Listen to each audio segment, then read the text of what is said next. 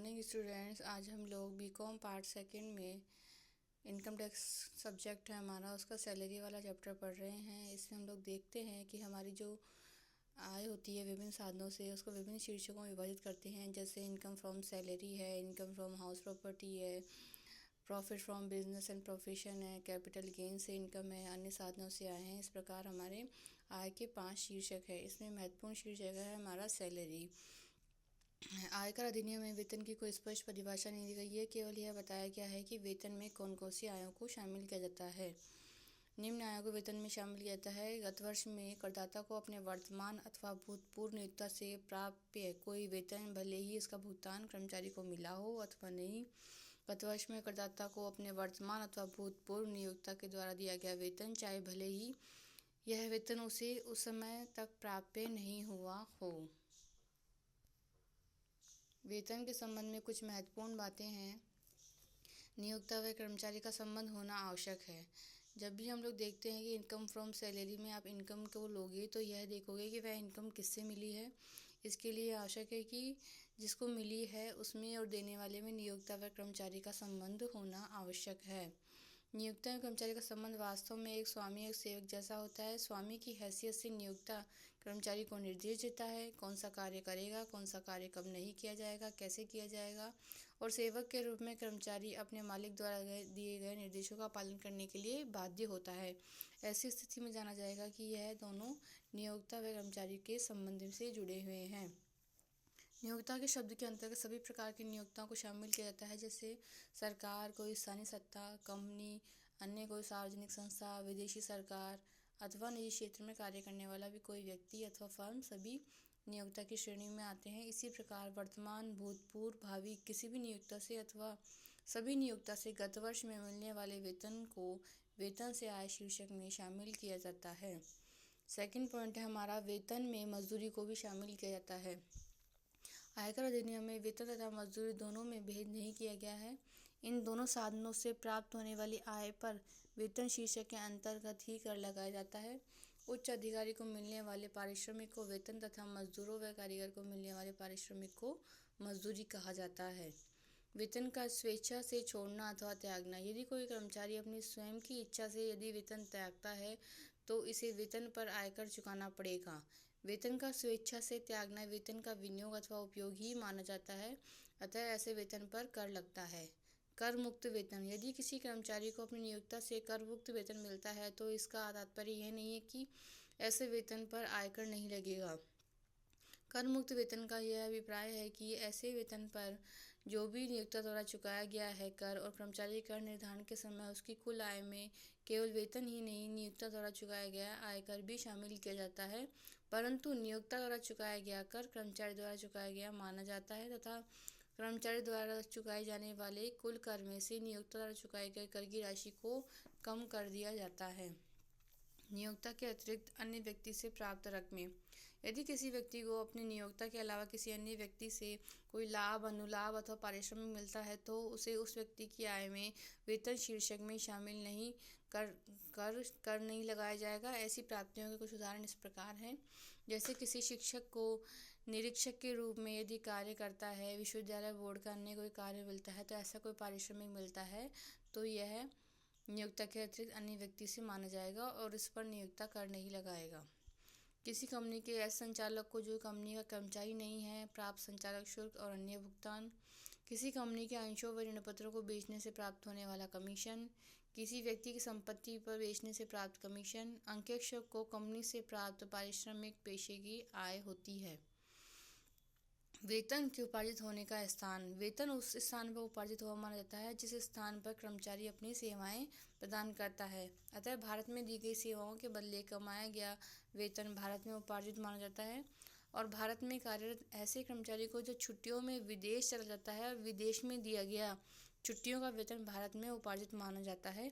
इस प्रकार भारत में कार्यरत कोई व्यक्ति सेवा से निवृत्त होने के पश्चात यदि भारत के बाहर जाकर रहता है तो उसे भारत के बाहर कोई पेंशन प्राप्त होती है तो वह पेंशन भारत में ही उपार्जित मानी जाएगी।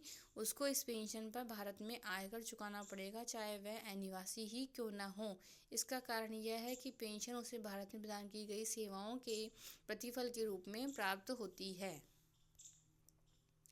भारत के बाहर सेवा करने वाले भारत सरकार के कर्मचारी को जो भारत के नागरिक हो और भारत सरकार से प्राप्त वेतन भारत में उपार्जित माना जाता है, चाहे वह कर्मचारी आयकर प्रावधानों के अनुसार निवासी हो अथवा अनिवासी। 7 पॉइंट है वेतन तथा पेशे की आय में भिन्नता। वेतन और पेशे की आय में भिन्नता होती है। यदि एक अभिनेता का कार्य अपना और वकील का कार्य और एक अंकेक्षक का कार्य हम पेशे की श्रेणी में रखेंगे। यदि ये व्यक्ति किसी दूसरे व्यक्ति से कोई समझौते के अंतर्गत कोई कार्य करते हैं तो इनको मिलने वाला पारिश्रमिक व्यापार तथा पेशे की आय कहलाती है। परंतु ये व्यक्ति स्थायी रूप से सेवा करने का यदि अनुबंध करते हैं तो प्राप्त पारिश्रमिक वेतन की आय कहलाता है। उदाहरण के लिए यदि कोई अभिनेता किसी फिल्म कंपनी में कर्मचारी के रूप में यदि कार्य करता है और वहाँ उसे आय प्राप्त होती है तो वह वेतन शीर्षक की कहलाएगी। न्यायालय के आदेश से रोका गया है वेतन। यदि किसी कर्मचारी का वेतन नियोक्ता द्वारा न्यायालय के आदेश से रोक लिया गया है तो उसको भुगतान नहीं किया जाता है, तब भी उस कर्मचारी को ऐसे वेतन पर कर देना होगा। सभी नियोक्ता से प्राप्त वेतन को सम्मिलित करना। यदि कर्मचारी को एक साथ कई नियोक्ताओं से वो वेतन मिलता है तो ऐसी स्थिति में सभी से ही जो प्राप्त वेतन है वह उसको उस पर क्यूमुलेटिव रूप में कर चुकाना होगा। सभी का वेतन शामिल किया जाएगा।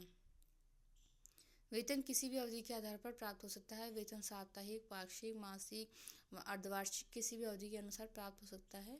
निर्धारित सेवा कार्य के अतिरिक्त अन्य कार्य का पारिश्रमिक। यदि किसी कर्मचारी को निर्धारित जो उसका सेवा का कार्य है उसके अतिरिक्त यदि निर्धारित वेतन के अलावा अतिरिक्त पारिश्रमिक यदि प्राप्त होता है तो ऐसे पारिश्रमिक को भी वेतन में ही शामिल किया जाएगा। नियोक्ता से प्राप्त ऋण। यदि नियोक्ता से प्राप्त यदि कोई वेतन पेश की वेतन को वेतन में सम्मिलित करते हैं, परंतु यदि कर्मचारी पेशगी के अलावा नियोक्ता से अन्य कोई ऋण अगर लेता है तो यह ऋण उसके वेतन में शामिल नहीं किया जाएगा। नियोक्ता द्वारा की गई कटौतियाँ।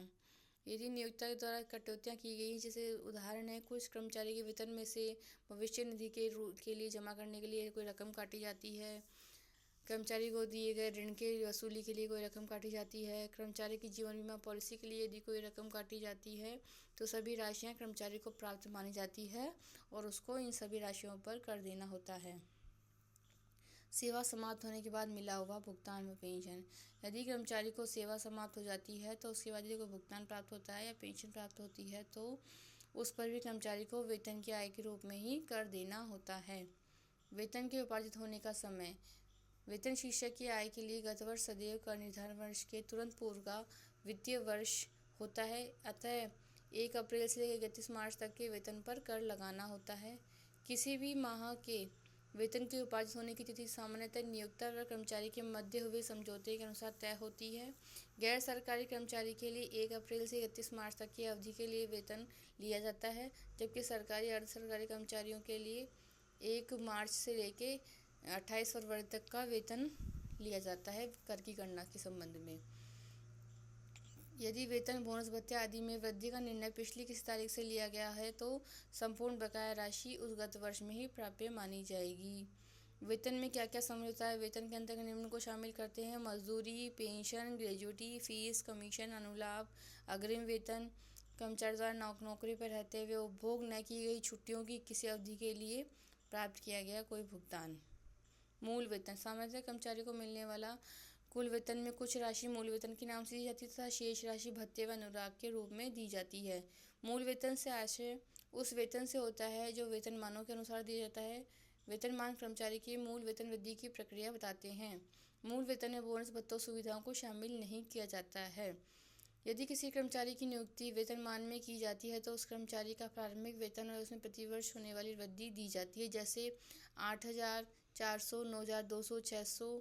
तो इसका अर्थ यह है कि कर्मचारी को प्रारंभ में 8,000 रुपये का वेतन दिया जाएगा और उसके बाद 400 रुपये प्रति माह की वृद्धि की जाएगी। यह वृद्धि उस समय तक जारी रहेगी जब तक कि कर्मचारी का 9,200 रुपये तक वेतन नहीं हो जाता है और उसके बाद 600 रुपये प्रति माह की वृद्धि की जाएगी और यह वृद्धि जब तक जारी रहेगी जब तक कि 15,200 रुपये तक नहीं पहुंच जाता है।